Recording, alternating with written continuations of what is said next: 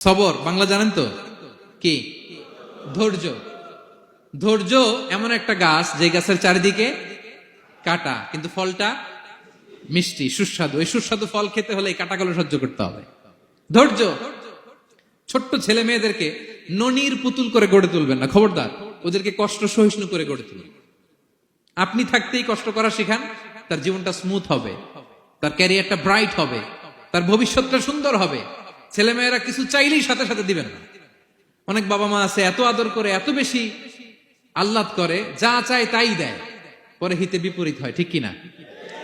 ছেলে মেয়েকে অভাব শেখান, ছেলে মেয়েকে কষ্ট শেখান, ওদেরকে সংগ্রাম শেখান, প্রতিকূল পরিবেশে কি করে টিকে থাকতে হয় এটার সবক শেখান। সেদিন লোকমান তাই করলেন, ছেলের সবর শিখাইলেন যে বাবা ধৈর্য ধারণ করো, আতঙ্কিত হবা না। জীবন এটা সহজ নয়, জীবন চলার পথ সহজ নয়, এটাকে সহজ করে নিতে হয়। কখনো সবর করে, কখনো ক্ষমা করে, কখনো অন্যকে ইগনোর করে, কখনো দোয়া করে, কখনো আল্লাহর উপর তাওয়াক্কুল করে, ঠিক কিনা? ছেলে মেয়েকে আদর করে বোঝাবেন, বাবা এখন তুমি বাবার হোটেলে খাও, মায়ের হোটেলে ঘুমাও। সারা জীবন এমন চলবে না, দুনিয়াটা বড্ড কঠিন, এখানে কেউ কাউরে জায়গা করে দেয় না, নিজের জায়গা নিজেরই করে নিতে হয়, ঠিক কিনা? ছোটবেলা থেকেই তাকে দৃঢ় মনোবলের করে তুলতে হবে যে বাবা দুনিয়াটা এত সহজ নয়, এটা সহজ করে নিতে হয়। This is the life hacks. এই লাইফ হ্যাক গুলো আপনি শিখাবেন, লাইফ লেসন গুলো শিখাবেন। ধৈর্য ধরো, সৎ কাজের আদেশ দাও, মন্দ কাজের নিষেধ করো। এগুলো করতে গেলে একটু বাধা বিপত্তি আসবে, কিন্তু শেষ হাসিটা তুমিই হাসবে, ঠিক কিনা? বিজয় তোমারই হবে। কি বলেন? সময়ই কথা বলে, সময়ই কথা বলে। বিপদে ধৈর্য ধরো। বিশ্বনবী আল্লাহ বললেন, ওয়াসবির আলা মা ইয়াকুলুনা ওয়াহজুরহুম হাজরান জামিলা। নবী হে, বিপদে ধৈর্য হারা হবেন না।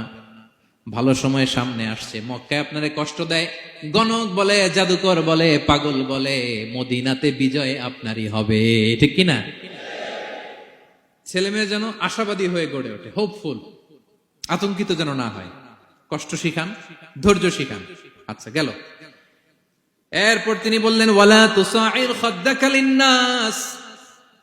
ও আমার কলিজার টুকরা সন্তান, ওয়ালা তুসাইর খাদ্দাকা লিন্নাস, অহংকার করে মানুষ থেকে মুখ ফিরিয়ে নিও না। ছেলেরে এবার সোশ্যাল বানানোর চেষ্টা করতেছেন, হ্যাঁ? ওয়ালা তুসাইর খাদ্দাকা লিন্নাস। দেখেন একটার পর একটা, প্রথমে স্রষ্টারে চিনাইলেন, তাই না?